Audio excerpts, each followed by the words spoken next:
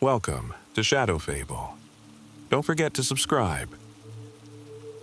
Dr. Elaine Rivers stared at the swirling ink of the ocean through the porthole of the research vessel Odyssey. The night was thick with humidity and uncertainty. Even the stars above seemed reluctant to shine, obscured by low-hanging clouds. The expedition had begun as a routine deep-sea survey, but now it teetered on the edge of inexplicable phenomena. Whispers of something ancient lurking in the abyss. The ship's corridors hummed with the quiet intensity of the crew. Each step down the narrow passageways resonated with the rhythmic pulse of the vessel's engines.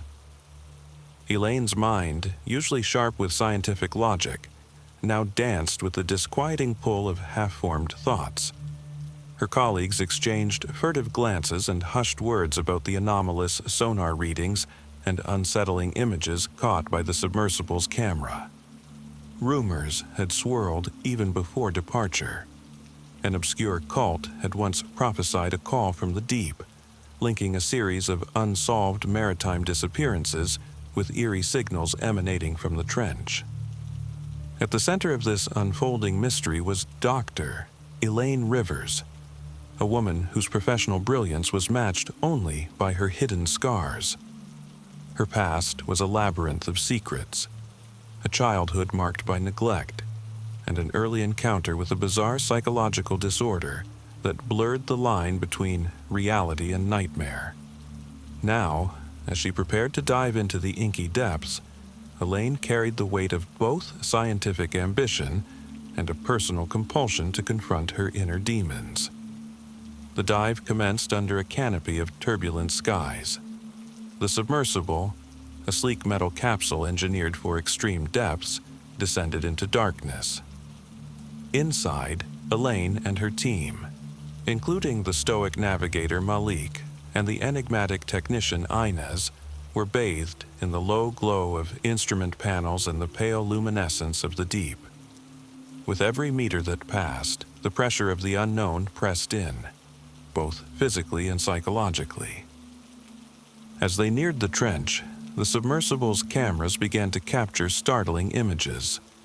Ghostly, undulating shapes that moved with deliberate grace, and faint bioluminescent signals that suggested an intelligence far beyond simple marine life.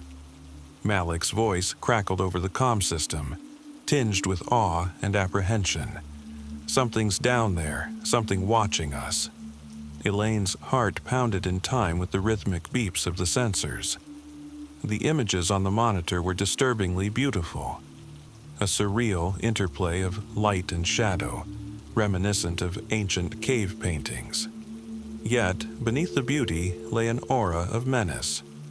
She recalled reading about real-life deep-sea expeditions that encountered phenomena defying explanation.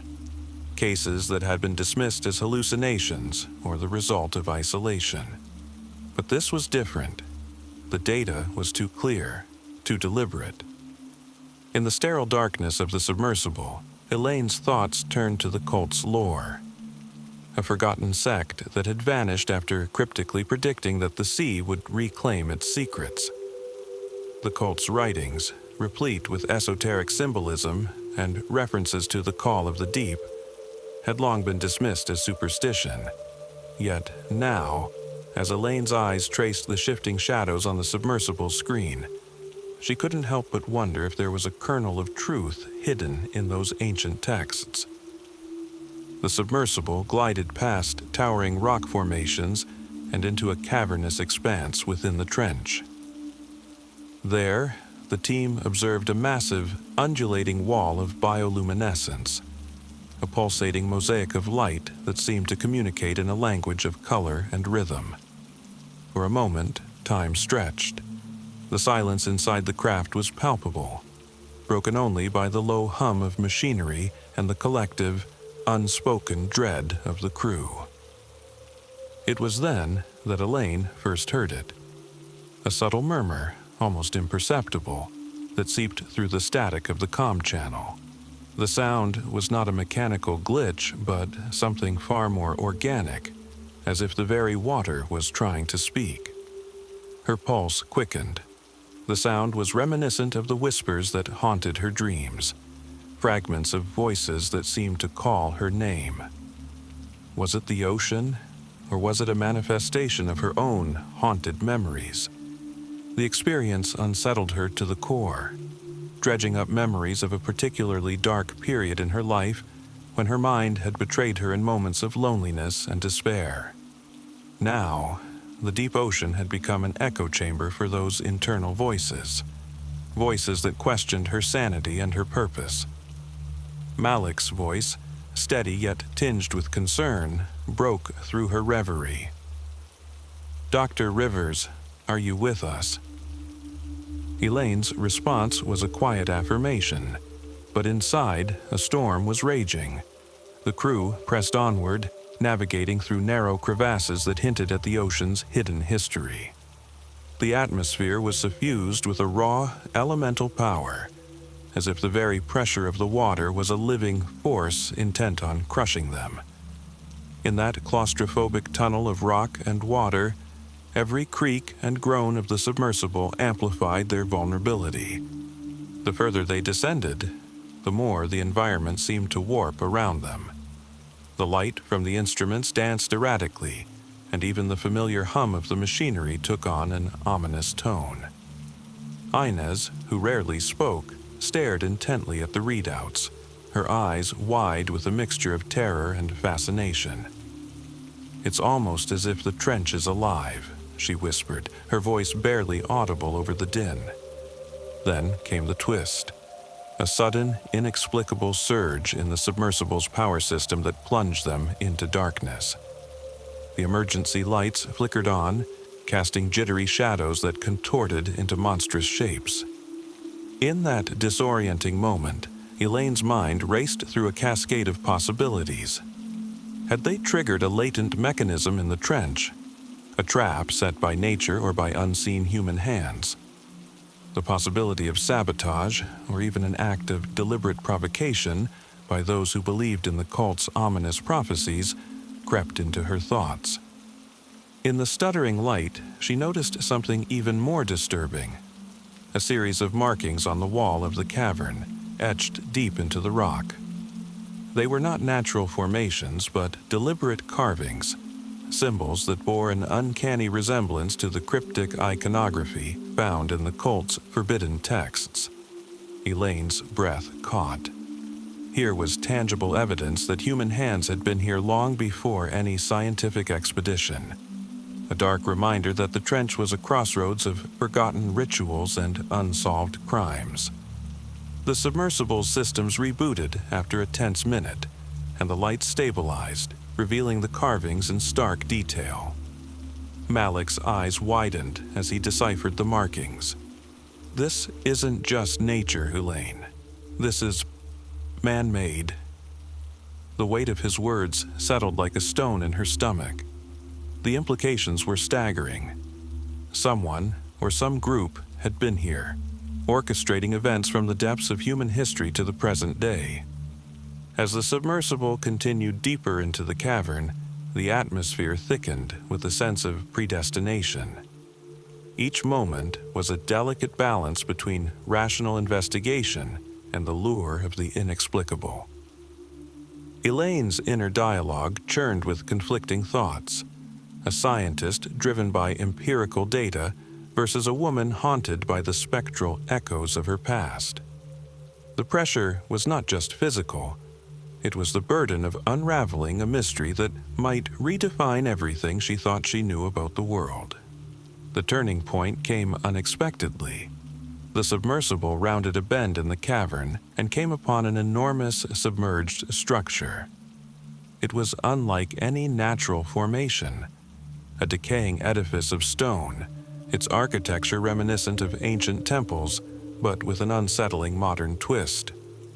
The structure exuded a cold, calculated aura, as if it had been engineered by a mind steeped in both fanaticism and advanced technology. Elaine's heart hammered as she observed the intricate designs that wove together elements of ancient ritual and modern schematics. The symbols here were even more elaborate. suggesting an organization that had evolved over centuries, blending myth and reality. In the silence of that underwater mausoleum, the voice returned. Louder this time, as if emanating from the very walls of the structure, it recited phrases in an indecipherable tongue. The sound was both mesmerizing and horrifying, a chant that resonated with a mechanical precision, evoking memories of obscure true crime cases where the perpetrators left cryptic messages behind. Malik's hand trembled on the console. This can't be random," he murmured, his voice barely above a whisper. Elaine's mind flashed back to her own troubled past, a series of encounters with shadowy figures, instances where she had narrowly escaped the clutches of an obsessive mind bent on controlling destiny. Those moments, once dismissed as isolated incidents, now converged with the reality before her. The structure was a relic of a conspiracy that transcended time, a secret forged in the depths of both the ocean and human depravity. In that charged silence, every crew member was caught in the grip of an unspoken terror. They were intruders in a world where nature and human malice intertwined, a world that refused to adhere to the rules of logic. The submersible's instruments began to register erratic fluctuations, and Elaine's instincts screamed that they were being drawn into a vortex of malevolent design. The walls of the structure seemed to pulse with an eerie life of their own, each rhythmic beat a countdown to an inevitable revelation. The descent into the structure became a test of will. Elaine, with a mix of determination and dread, led her team through narrow corridors within the ancient edifice. The architecture was a labyrinth, a maze of stone passageways lit only by the flickering glow of handheld torches. In the confined spaces, the interplay of light and shadow created a disorienting mosaic, and every footstep echoed like a drumbeat, heralding something momentous. The atmosphere was oppressive, saturated with the weight of unseen eyes and whispered secrets. It was there, in the dim corridor of a crumbling antechamber, that the true nature of their mission became unmistakable. An inscription, carved in deliberate haste and now barely legible, recounted a tale of ritual sacrifice and promised rebirth, a story that paralleled notorious real-life cases of occult-inspired crimes. Elaine's mind raced as she pieced together the fragments, the clandestine meetings, the shadowy benefactors financing the expedition, and even subtle hints of a hidden agenda among the crew. The very expedition was entangled in a web of conspiracy, where the line between scientific inquiry and fanaticism blurred dangerously. In that moment, suspicion crept among the team like a slow poison. Every whispered word and sidelong glance took on a sinister subtext. The realization struck hard. Some among them might be complicit in resurrecting the dark legacy encoded in the temple's stone. Elaine's own inner turmoil mirrored the external chaos. Her rational mind battled with the creeping fear that perhaps she had been chosen for this moment, either as the one to uncover a hidden truth or as a sacrificial lamb in a ritual centuries in the making. The climax arrived when the submersible's power faltered once more, leaving them stranded in the echoing silence of the ancient structure. In that stilled darkness, as the team huddled together, the enigmatic voice swelled to a crescendo, a final, unyielding command that resonated within their very souls. The walls vibrated with the intensity of 1,000 forgotten prayers, and the symbols seemed to glow with a spectral light. Elaine felt her sanity teetering on a knife's edge, caught between the terror of what lay ahead and the realization that every moment had been meticulously orchestrated. In the ensuing minutes, as emergency protocols flickered in the failing lights, the hidden truths emerged. A desperate confession from one of the crew members revealed that the expedition was not merely scientific. It was a calculated act by a clandestine organization intent on reviving an ancient cult. The cult's modern incarnation had infiltrated research circles, their members driven by a fanatical belief in the power of the deep, where humanity's sins were meant to be washed away. The confession was a revelation that shattered any remaining illusions of safety. Trust dissolved, replaced by a raw, elemental fear that in the depths, the human soul was laid bare. Elaine's mind whirled as she processed the revelation. Here, at the bottom of an ocean trench, the conspiracy had manifested in a physical, tangible form, a convergence of human ambition, ancient superstition, and the inexorable pull of the abyss. With trembling resolve, she gathered her remaining strength, determined to document every detail, every secret etched in stone, as a testament to the nightmarish reality of human frailty. The truth, she realized, was more horrifying than any fiction. When the power eventually surged back and the submersible systems roared to life, Elaine was forever changed. The expedition, intended as a scientific voyage, had become a crucible where the darkest aspects of human nature were exposed. The revelations would haunt her long after she returned to the surface. A reminder that beneath the surface of our everyday world lies a realm where myth and reality, sanity and madness, intertwine in a deadly dance. In the aftermath, as the Odyssey ascended through the water column and the first light of dawn broke over the horizon, Elaine's eyes remained fixed on the deep. The ocean had not yielded all its secrets, but it had offered a glimpse into a world where every human choice was shadowed by the unknown. In that haunting reflection, she understood that some truths were too terrible to be fully known, and that the call of the deep was not just an echo from the abyss, but a mirror to the darkness within every soul. The story of the expedition spread like wildfire, a modern parable of ambition, obsession, and the perilous pursuit of forbidden knowledge. Elaine's account, laced with the quiet despair of a woman who had looked into the void and seen its reflection in herself, challenged the world to confront the hidden dimensions of our existence. In the end, the ocean remained as enigmatic and relentless as ever, an eternal, unfathomable force that reminded humanity of its insignificance and the silent, unyielding terror that lurked just beneath the surface.